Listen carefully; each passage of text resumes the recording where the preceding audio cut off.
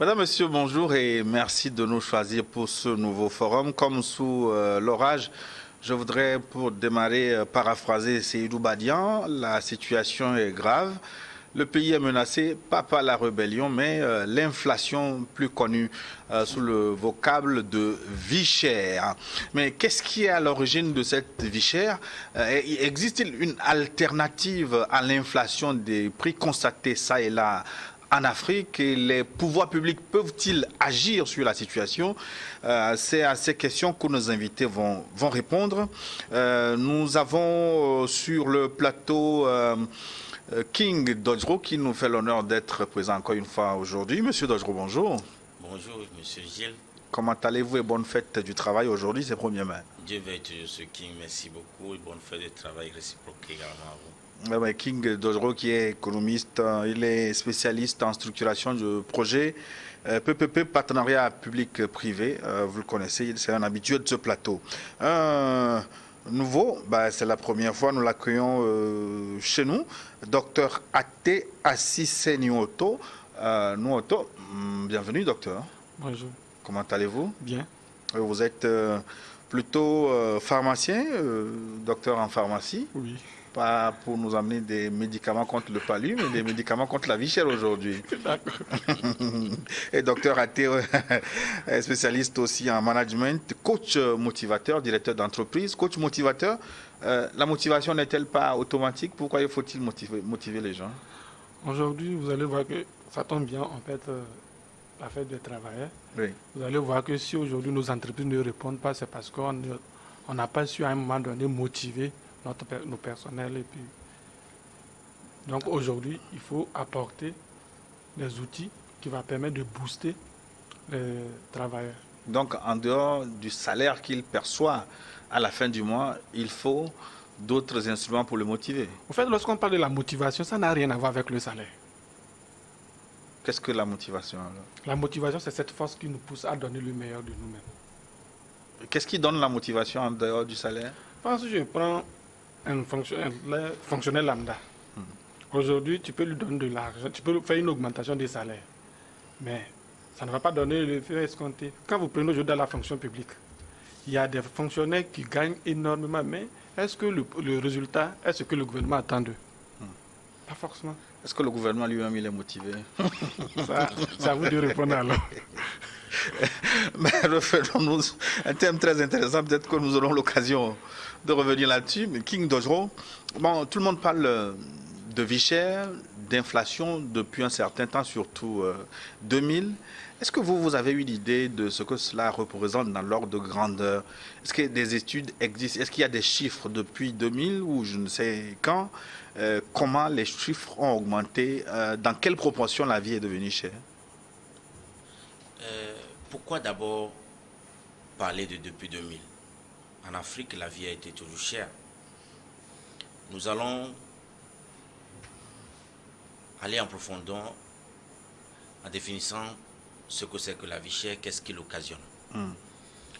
Le Mali produit du coton. Ce coton est acheté par les sociétés chinoises.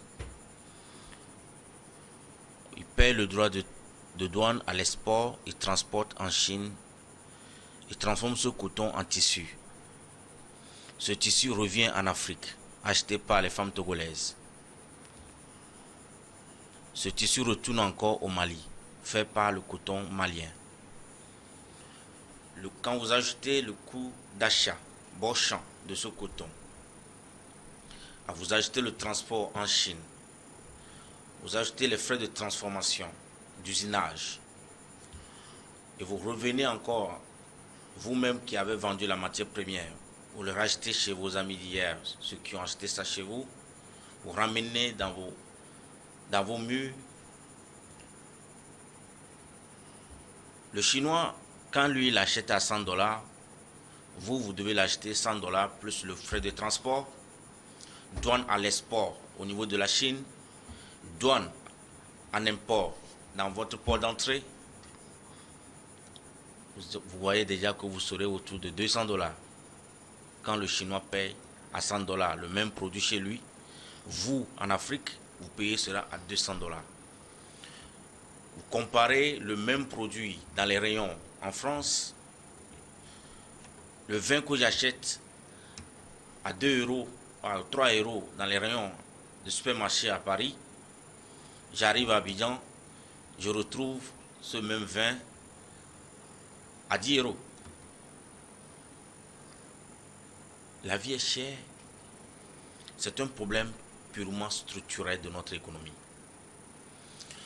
C'est le modèle économique que nous avons aujourd'hui en Afrique qui est la base de la cherté de la vie. Étant donné que la principale source de revenus de nos États pour financer leur budget constitue la collecte des taxes fiscales et douanières, majoritairement des produits qui entrent par nos ports sont frappés d'un taux de douane en moyenne de 50%. Hormis les produits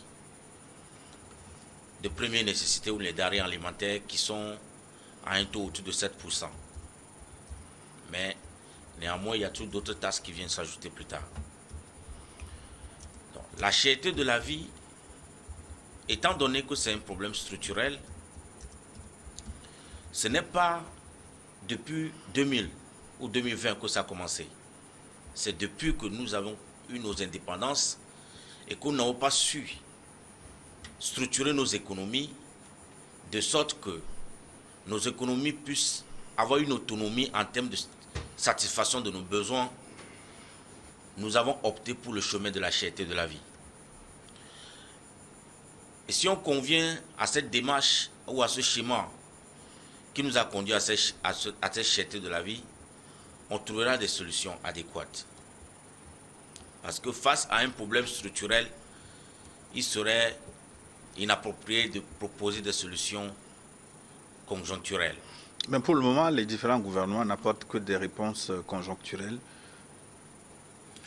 C'est ce qui est dommage. C'est pourquoi je salue d'abord le thème de ce jour, parce qu'il convient de rappeler que la cherté de la vie en Afrique est une réalité. Nous vivons avec. Ce n'est pas parce qu'il y a forcément la guerre en Ukraine ou ce n'est pas parce qu'il y a des crises en Russie que nous vivons la cherté de la vie. Je vous donne un exemple.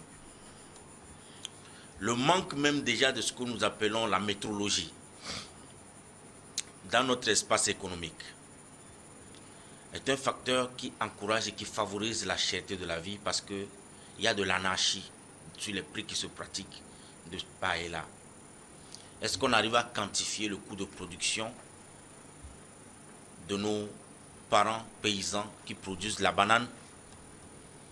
Est-ce que on connaît aujourd'hui le coût réel de production de maïs? Je vous donne un exemple très banal pour justifier que quand il n'y a pas de métrologie, ça encourage également la cherté de la vie et que les gens se donnent à toutes sortes de pratiques illégales en matière de prix à appliquer. C'est comme s'il y a de l'anarchie sur nos marchés. Un jour, j'ai voyagé pour la première fois à Palimé, arrivé au Togo. J'ai vu une bonne dame qui a exposé un régime de bananes. Je m'étais intéressé. J'ai dit, madame, je veux cette banane. Elle me dit 4000. J'ai dit, je veux la banane à 2000. Elle dit, elle ne veut pas. Après, on va laisser. J'étais agacé parce que je viens de la Côte d'Ivoire où la banane est relativement très moins chère par rapport à ce que la dame me commet comme coût. J'ai dit, je ne prends pas parce que je connais le marché d'Ahankopé. J'y vais souvent pour faire des courses. Je me suis rappelé que non, si je vais au marché d'Ahankopé, je trouverai ce régime la plus moins cher parce que j'ai l'habitude de prendre les bananes en gros. Le lendemain, je me suis rendu au marché d'Ahankopé. À Lomé. À Lomé. J'ai trouvé le même régime, le même type de régime. Vous savez à combien je l'ai acheté? Je l'ai acheté à 3000 francs. Le bon sens voudrait que ça soit plus cher à Lomé qu'à Palimé. Quand je commence à parler de cette histoire, les gens penseraient que j'allais trouver à Palimé ce qu'on m'a vendu à 4000, j'ai refusé. À Palimé, je devais trouver ça à Lomé à 8000. À 8000. Mais je vous assure que j'ai retrouvé ça à Hanukope à 3000 francs. Qu'est-ce qui justifie cela? Alors je vous parle, je suis allé à mon village qui est Goto, je demande le bol de maïs On me parle de 1000 francs le bol de maïs. Je vais à Bossime, j'achète le bol de maïs à 800 francs la semaine passée. Qu'est-ce qui justifie cela? C'est le manque de métrologie. Qu'est-ce que vous appelez métrologie? Le contrôle des prix? La mesure et la mesure d'abord. Ouais. La mesure d'abord. Il faut institutionnaliser la mesure des marchandises qui sont vendues. C'est très important. Oui. Et ça, c'est vrai qu'on continue manque, de vendre le maïs avec des bols et chacun vient avec ce qui lui convient. justement, le manque... Avec ces manipulations. Merci beaucoup. Le manque de cet instrument dans notre politique gouvernementale en Afrique fait perdre énormément à nos États en termes de taxes. Pourquoi? Parce que du moment où vous ne quantifiez pas, vous ne mesurez, il n'y a pas de mesure régulière ou de nombre de mesures de ces produits agricoles, comment est-ce que nos gouvernements peuvent appliquer des taxes sur les produits agricoles? On vend les produits agricoles par vue d'œil. C'est-à-dire que l'individu, il imagine et il donne un prix. C'est bon encore pour le maïs, mais quand vous prenez l'igname par exemple, pas de pesée, on vous parle... C'est plus grave là-bas. Oui, du nombre d'igname, on fait le tas. Quelle que soit la taille, bon, on regarde la vue d'œil et puis on pratique le prix. Et puis on te dit, c'est ça. Parce que si tu es venu en ma voiture comme moi, par exemple, tu es venu garer à costume comme je suis, on te fait le prix en fonction de ton costume ou de ton véhicule que tu as garé. Vous voyez, à la fin de la journée, c'est le pauvre citoyen qui paye le prix parce que ces outils très importants pour réglementer le secteur économique et faire asseoir un bon suivi de notre marché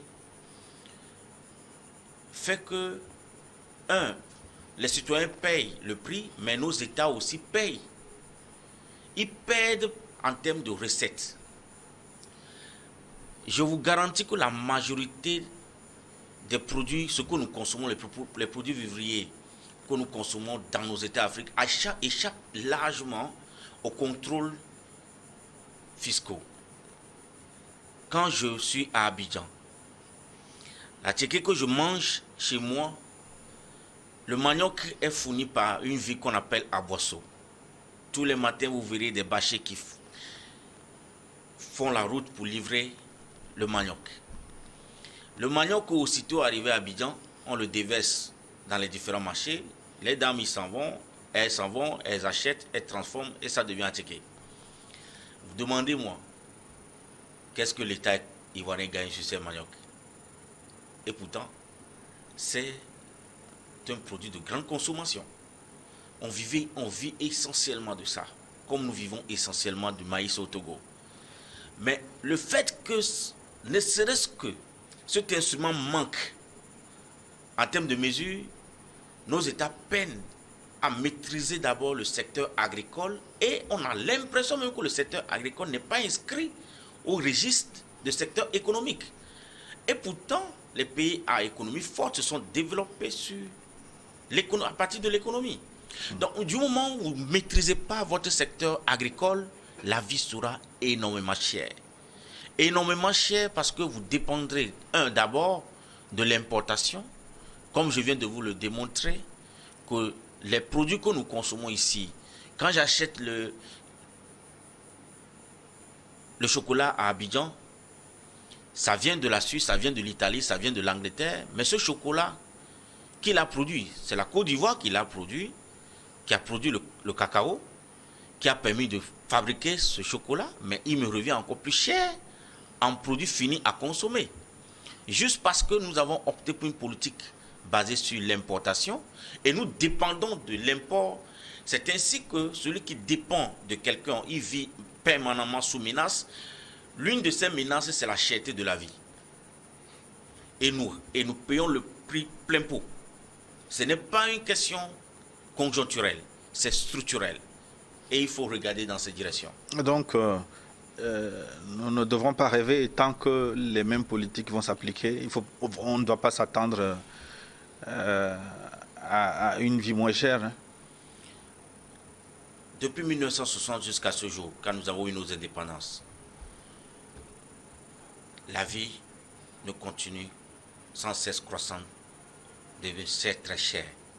De plus en plus cher. De plus en plus cher. Ben, on va revenir à vous tout à l'heure.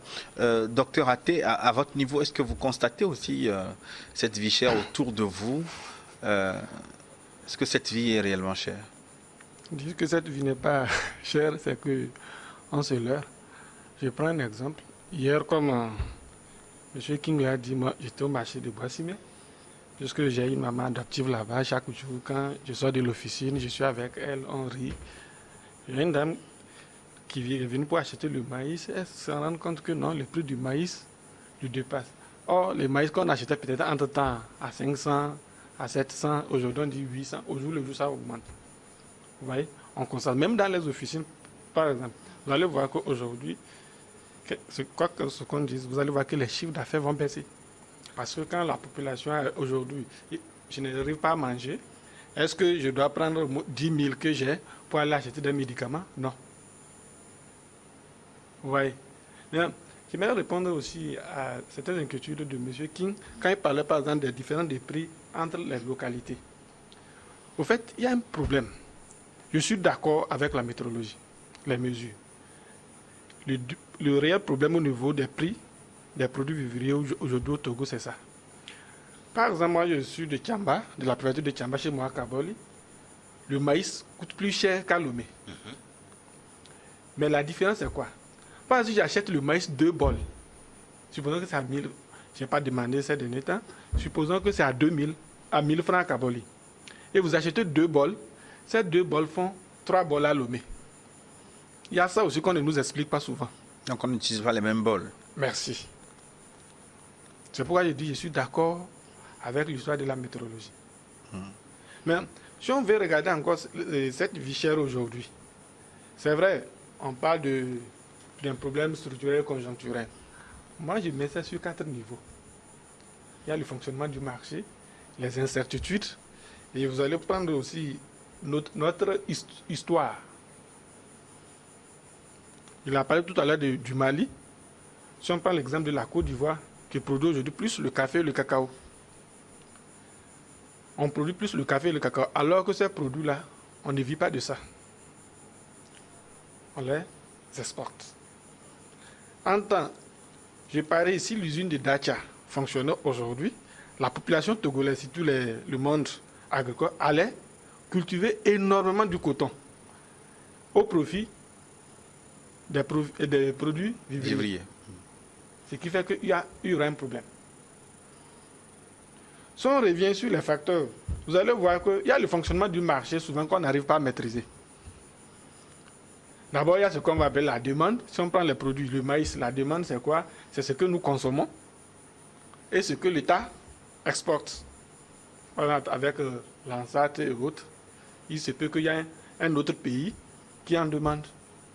Mais si on n'arrive pas à canaliser la consommation et l'exportation, vous allez voir que ça va chauffer. Même si je parlais tantôt aussi des incertitudes et des crises. Pendant la pandémie Covid, avec la pandémie Covid, ça a limité les activités. Oui, avec les frontières qui ont été avec fermées. les frontières qui ont été fermées et autres. Difficulté d'approvisionnement dans certains produits. Merci. Et ne calculons même pas encore l'histoire Covid. Revenons chez nous au Togo. Prenons 2 aspects. Le problème climatique et le problème de transhumance.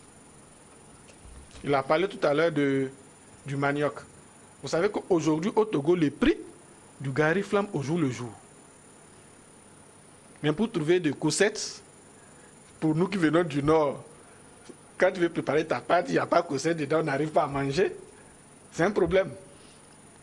Le cossette coûte plus cher que le maïs. Pourquoi? Par exemple, il y a un problème de transhumance, je l'expliquais tantôt. Aujourd'hui, les cultivateurs plantent ces maniocs. Vous savez qu'au moment de la saison pluvieuse, ils sont tout le temps au champ.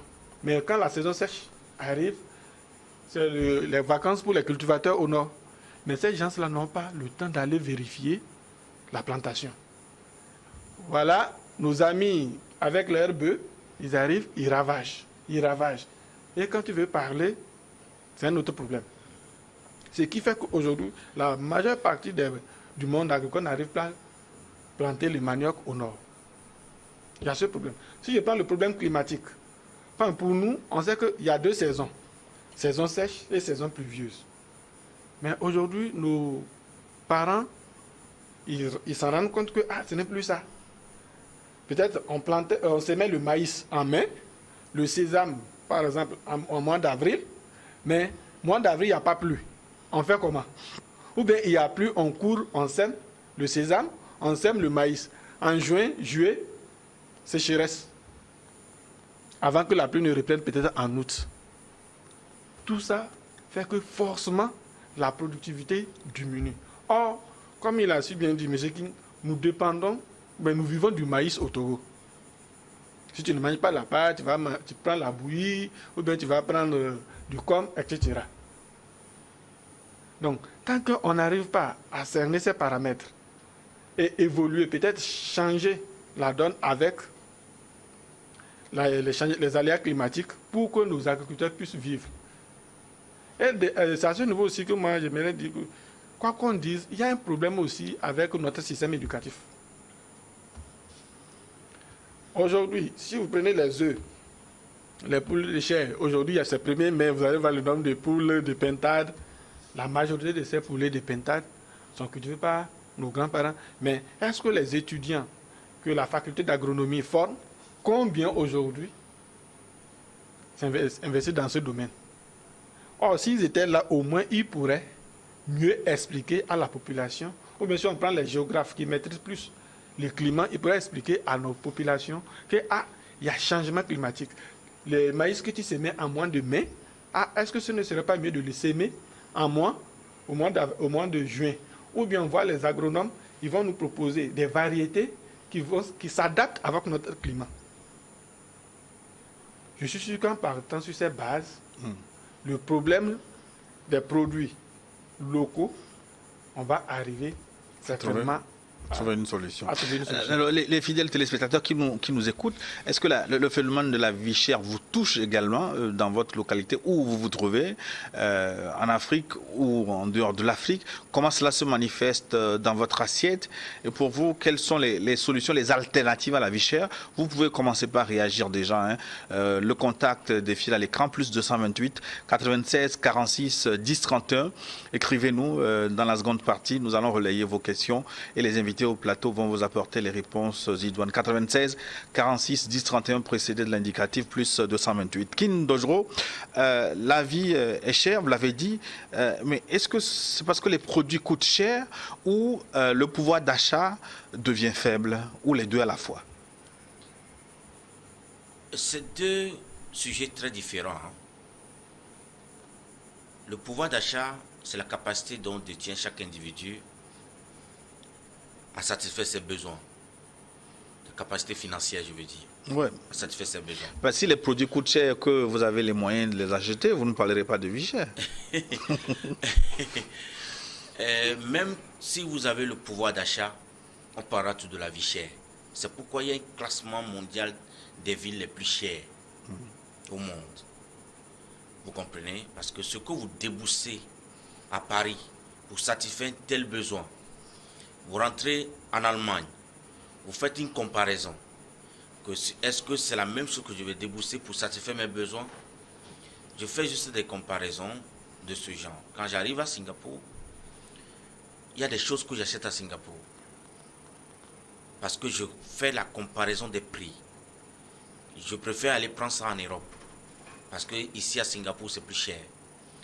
La cherté de la vie, comme je le disais tantôt, c'est un problème purement structurel.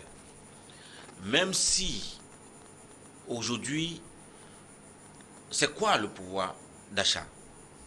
On dit le pouvoir d'achat est fort ou bien le pouvoir d'achat est faible. Le pouvoir d'achat est fort parce que les revenus minimum garantis aux citoyens ou travailleurs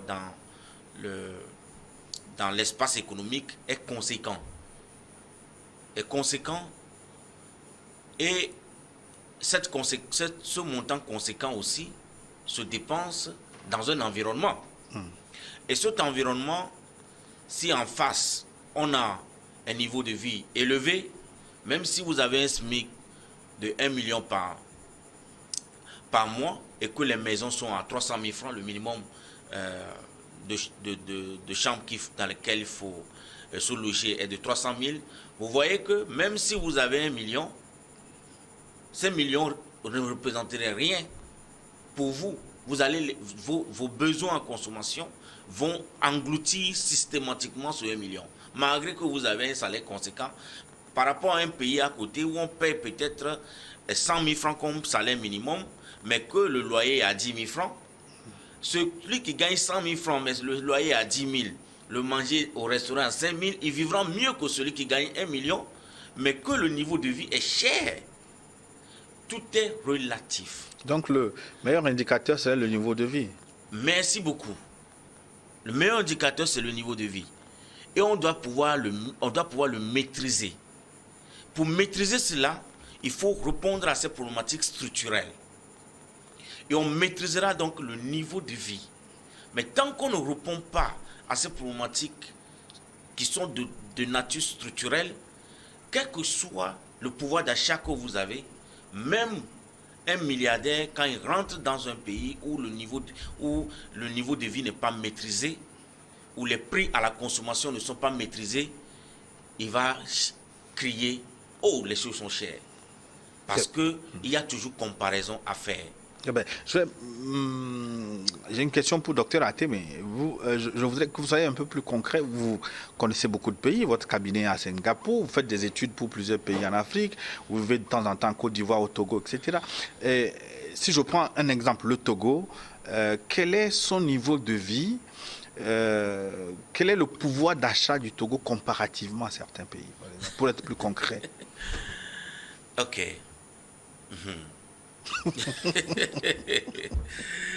Ta question, elle m'embête un peu. Ben, bon, bref, anyway, nous y sommes. Le pouvoir d'achat au Togo est relativement bas. Pour faire des comparaisons, je vais faire des comparaisons sur plusieurs aspects. Pourquoi est-ce qu'on peut dire que Lomé est cher par rapport à une autre ville? Je prends Lomé-Abidjan. Je vais prendre secteur par secteur.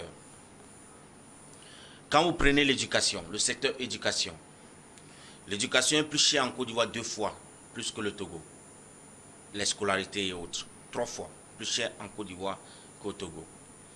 Vous prenez le logement. Les logements sont 4 fois plus chers en Côte d'Ivoire qu'au Togo. Je continue. Vous prenez l'énergie. L'énergie est 1,5 fois cher en Côte d'Ivoire qu'au Togo. Je dis 1,5 fois cher en Côte d'Ivoire qu'au Togo. Vous prenez le transport. Le transport est plus cher 2 fois au Togo qu'en Côte d'Ivoire. Le paradoxe vient. Vous prenez les télécommunications. Vous prenez les télécommunications. La communication est 2 fois plus chère au Togo, voire même 3 fois. Parce que quand je souscris à l'internet, au pass Internet en Côte d'Ivoire, je ne veux pas faire certaines publicités. Je m'arrête seulement. La communication est 3 fois plus chère ici qu'à Abidjan. Quand vous regardez les produits manufacturés importés, le Togo, les produits manufacturés importés, nous sommes dans l'ordre de 1,5 à 2 fois plus cher qu'Abidjan. Je vais vous donner un exemple. Je parcours beaucoup de rayons en fait, puisque j'ai l'habitude de faire du shopping moi-même. Il suffit que seulement que je rentre dans les rayons, que je compare les prix des produits. Et le paradoxe même que j'ai remarqué dans certains pays, par exemple à Abidjan, d'abord, je vais prendre l'exemple d'Abidjan avant de prendre le paradoxe dans d'autres pays. Abidjan, les supermarchés sont moins chers et les boutiques de proximité sont plus chères. Dans d'autres pays dont je tais le nom, les supermarchés sont plus chers, les boutiques de proximité sont moins chères. Au Togo, par exemple. Non, je n'ai pas dit. Alors, vous comprenez un peu? Donc, quand vous me demandez de faire des comparaisons, voici quelques points de comparaison. Quand vous regardez le revenu... La santé, je reviens là-dessus. Au niveau de la santé, c'est pratiquement le même coût entre le Togo et la Côte d'Ivoire. C'est pratiquement le même coût. Parce que quand je suis malade, que je vais dans une clinique à Lomé. Je peux même dire des fois même qu'à Lomé, ça peut aller même à 1,5%, parce que quand je rentre dans une clinique, je ne reçois jamais moins de 50 000 francs de dépenses. Et ça, c'est bien évident. Et je compare cela également à ce qui m'arrive quand je suis au Burundi, qui est très loin de chez moi ici encore, ou alors là, je peux même confirmer qu'il y a un bon rapport entre le pouvoir d'achat et le niveau de vie. Et quand vous regardez le niveau de vie des deux peuples... Qu'en est-il du revenu? Alors, quand vous regardez les revenus au niveau de la Côte d'Ivoire, c'est plus conséquent par rapport, par exemple, au Togo. Ah ben donc, qu'est-ce qui explique ce que vous appelez cette contradiction, ce contraste? En fait, je ne saurais l'expliquer, puisque d'abord le problème de la cherté de la vie est d'ordre structurel. Je pense que le problème vient de là, et qu'il faut regarder la structure de nos économies, mettre en place des outils ou bien des instruments qui doivent nous permettre à avoir une bonne maîtrise du marché, en fait. Oui. Parce qu'aujourd'hui, l'une des raisons de la cherté de la vie, parce que j'étais en train d'énoncer les raisons, l'une des raisons de la cherté de la vie, c'est la rareté des produits. Cause systématiquement ce phénomène d'inflation. Quand par exemple vous êtes nombreux à demander un produit, vous êtes 3 à solliciter un produit et que le produit, il n'y a que 2, on spécule. Le vendeur va spéculer. À qui satisfaire, ne pas satisfaire, donc il monte les enchères. Parfois, c'est le client qui monte pour pouvoir récupérer le produit. Vous comprenez, des fois même, oui, paradoxalement, le client fait des offres indécentes même au propriétaire du produit. A dit, écoutez, vu que c'est vraiment une nécessité pour moi, c'est tellement vital, ce qui était prévu à 1000 francs, il dit, moi je te donne 3000, donc on va aux enchères. Donc la rareté des produits engendre aussi la cherté de la vie. Et qu'est-ce qui cause la rareté des produits aujourd'hui? Le fait que nous ne maîtrisons pas encore les changements climatiques et que nous continuons majoritairement dans nos pays africains à attendre que le bon Dieu fasse pleuvoir avant qu'on aille semer. Nous vivons des saisons où les gens ne vont pas au champ parce qu'il fait chaud et parce qu'il ne pleut pas.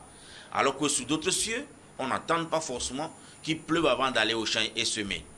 Donc du coup, ce changement climatique engendre beaucoup de conséquences néfastes dans le monde rural, alors que nous vivons majoritairement des produits que le monde rural nous produit.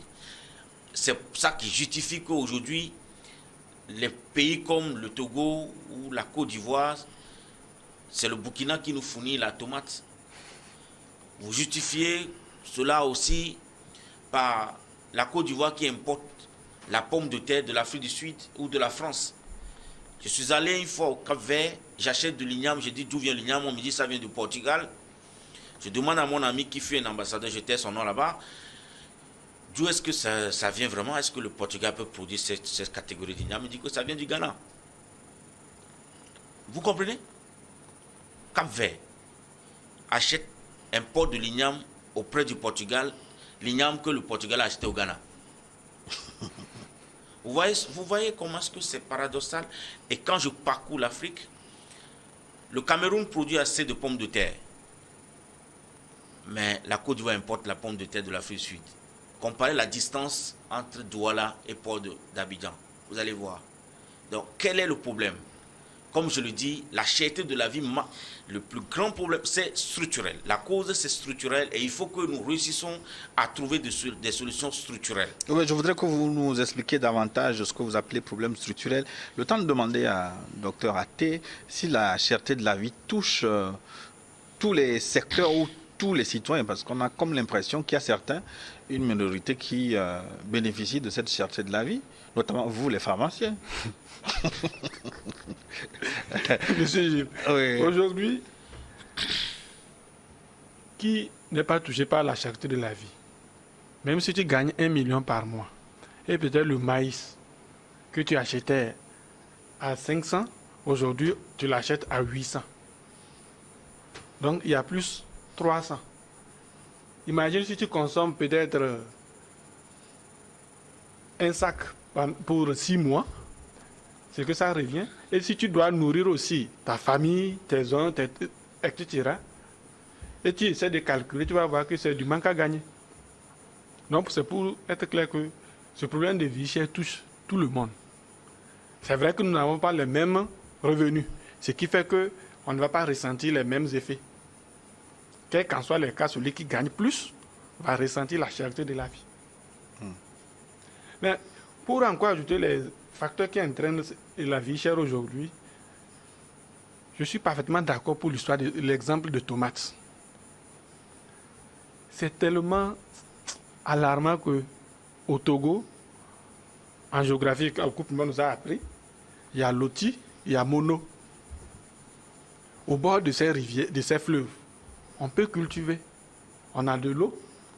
Mais je ne comprends pas pourquoi. Mais si le Burkina produit des tomates, ce n'est pas au Togo qu'il serait impossible de cultiver les tomates. Merci. Mais j'aimerais revenir aussi à d'autres facteurs, comme le mode de vie. C'est vrai qu'aujourd'hui, il y a un problème. On a un coût de vie, les salaires, tout ça là. Mais au même moment que nous avons peut-être un salaire qui n'arrive pas, si tu prends le salaire aujourd'hui, on est déjà... Supposons qu'il y a 1er mai, il y a Tabaski et Ramadan. Soyez dans sûr, jusqu'au 15, les fonctionnaires vont commencer par se chercher. Mais notre mode de vie, nous dépensons plus que ce qui rentre. Nous dépensons plus. Donc il faut qu'on essaie, si on essaie de voir notre mode de vie, vous allez voir que ça a de l'impact aussi sur notre pouvoir d'achat. Mais pourquoi c'est ainsi? Pourquoi on dépense plus? On ne tient pas compte de ces revenus dans les dépenses. Je prends un exemple. On sait que dans la sous-région, le Togo est champion de la construction. Quand tu es fonctionnaire aujourd'hui, quand tu fais un prêt, automatiquement, tu penses à quoi? Reconstruire. À le construire. Donc les gens quittent aujourd'hui Lomé, quelqu'un qui travaille au niveau de CASEF, il va construire par exemple à Détikopé. Et chaque jour, vous imaginez les dépenses qu'il effectue. Alors qu'il a augmenté ses dépenses, alors que il n'a pas encore fini de construire. Il n'a pas encore fini de construire. Mais quand il quitte à Détikopé pour se rendre au niveau de CASEF, vous imaginez les dépenses qu'il engage à la fin du mois. Alors que le salaire ou bien les revenus n'augmentent pas. Donc c'est un investissement qui n'est pas très rentable. Qui n'est pas très rentable. Il va falloir, c'est pourquoi je parle c'est un exemple parmi tant d'autres. Si on prend des événements calendaires, aujourd'hui on dit, et demain, la fête de Ramadan, vous allez voir que du mois de Ramadan, les prix augmentent. Il y a ces phénomènes qui arrivent. Ramadan, fête de fin d'année, Tabaski. Il y a ces mécanismes aussi qui expliquent, surtout dans nos pays ici, comme il a si bien dit M. King, on n'arrive pas à maîtriser les prix. Quelqu'un qui va peut-être au Mali, au Niger pour nous importer de la bétail, vous allez voir que cette personne arrive, il paie seulement quelques douanes, et puis lui, il fixe les prix qu'il veut. On n'arrive pas à contrôler. Même si on prend les prix des maïs aujourd'hui, qui contrôle ça au Togo? C'est vrai qu'il y a des décisions dit il faut vendre ça à tel prix, il faut vendre ça à tel prix. Il y a de cela une semaine, je suis allé à Ranokopé pour prendre 1 kilo de viande, de bœuf. Je l'ai acheté avec hausse à 2500. Ce matin, avant de venir ici, je suis allé à Bossimé pour acheter 1 kilo de viande de bœuf. On me parle de 3500 sans eau et 3000 avec hausse. Qu'est-ce qui justifie qu'à l'espace d'une semaine, le prix part de 2500 à 3500 d'une part, et de 3000, non, d'abord de 2500 avec hausse à Ranokopé il y a de cela une semaine, et 3000 sans eau. Et aujourd'hui, je viens à Bossimé, on me dit 3000 avec hausse, 3500 sans eau. Qu'est-ce qui justifie ça? L'anarchie dans mon marché. Peut-être que le bœuf ne vient plus du Mali, qui sait. Docteur King, je voudrais rapidement une parenthèse parce qu'il évoquait le problème de culture économique, de dépenses. On ne tient pas forcément compte de ce qu'on a avant de faire les dépenses. Alors, faudrait-il enseigner la comptabilité à tous les citoyens? Et je pense que c'est son domaine, puisqu'il est coach en développement personnel. C'est son domaine dont il a bien vu que c'est un aspect également qui agit sur le train de vie. Parce que le train de vie également peut nous mettre en danger. Votre train de vie, est-ce que ça correspond à ce que vous avez enseigné et pratiqué? Si vous n'étiez pas économiste, est-ce que vous auriez dépensé de la même façon? J'ai fait un choix. Vous savez, le train de vie est un choix personnel que chacun fait. Pour mon cas, je vais vous donner quelques exemples. Pour ma façon d'organiser ma vie. L'école française, le système français dans lequel mes enfants évoluent. Je suis père de 6 enfants. Ils vivaient tous à Abidjan, ils résidaient. Et j'ai vu que l'écolage là-bas était énorme. Donc je venais au Togo, entre-temps, j'ai étudié un peu les prix des écoles qui font le programme français. Et en comparant cela au coût des écoles dans lesquelles mes enfants fréquentent à Abidjan, j'ai vu qu'il y a une grande différence de 2,5 pour 2,5. Donc je dis, c'est mieux que pour eux, il faut que j'aménage au Togo. Donc j'ai fait le choix d'aménager au Togo depuis 2019 avec mes enfants juste pour pouvoir bénéficier de cette formation à coût abordable. Ah bon, on fait ça aussi, même quand on a les moyens Bien sûr. Bien sûr, sinon comment? Est-ce que vous savez que plus vous avez les moyens, plus vous faites attention à vos dépenses? Je vais vous couper un peu la parole. Je vous donne un simple exemple. Oui. Par exemple, moi, le mois de mai 2021, j'habitais les Bassito pour se rendre quartier Forever. C'est ça. Quand j'ai essayé de calculer la consommation mensuelle, j'ai vu que non. Si je quitte les Bassito pour peut-être Kakaveli et Adewi, et même si je quitte à les Bassito, à l'époque, j'avais une chambre salon qui était à 20 000. Mais j'ai dit non, je vais quitter pour prendre une cour unique qui est à plus de 60 000. Mais mes frères ont vu que non, pourquoi tu quittes de 20 000 à 60 000 mais, sans oublier les risques, hein, parce que les longs trajets, ce sont des risques. Quand j'ai essayé d'évaluer ça, à la fin du mois, quand j'ai pris l'appartement à 60 000 en ville, à la fin du mois, j'économisais plus de 20 000. C'est ça. Très bien. Pourquoi les autres ne font pas ce calcul est-ce qu'il faut enseigner la comptabilité à tout le monde? Ce n'est pas la comptabilité, l'éducation financière, on doit l'enseigner. C'est le bon sens qu'il faut enseigner aux gens. Ouais. L'éducation financière, on doit... C'est vrai qu'aujourd'hui, on crie la vie est chère. Mais en attendant que nos autorités ne réagissent ou bien n'apportent des solutions idoines, tu vas faire quoi? Est-ce que les autorités, là aussi c'est une autre question, est-ce que les autorités peuvent résoudre ce problème de vie chère? En fait, est-ce que les pouvoirs publics peuvent apporter une réponse? Je continue pas à dire, du moment où le phénomène de cherté de vie en Afrique est généralisé, que c'est un problème d'ordre structurel, c'est qui fait l'économie? C'est les citoyens. Et c'est des opportunités pour des acteurs économiques, des citoyens, parce que c'est les citoyens qui sont des acteurs économiques. Le cultivateur, c'est un acteur économique, premier d'abord. Mais quand ils font des choix de cultiver des produits de rente qui ne rentrent pas dans leur consommation de tous les jours, ils produisent l'EVA, ils investissent sur leur terre des plantes d'EVA, EVA, soja et autres. Ils ne cultivent plus les produits vivriers. À la fin, tout au long de l'année, ils vont au marché pour acheter des vivriers.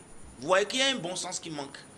Aujourd'hui... Mais est-ce qu'il ne revient pas au pouvoir public d'encadrer aujourd'hui, on se retrouve... cultures? En fait, avant même que le pouvoir public ne paie, c'est l'être humain qui doit avoir sa propre éducation. Je dois savoir que... Oui, mais quand moi je cultive du coton et qu'à la fin de l'année, j'ai des espèces sonnantes et trébuchantes, je suis dans l'illusion que je suis riche. Mais regardez celui qui produit effectivement le coton. Il est autant que misérable parce que l'argent qu'il gagne au niveau du coton, il dépense ça pour payer le maïs, le manioc que Bouma fêterie. Il ne fait rien avec.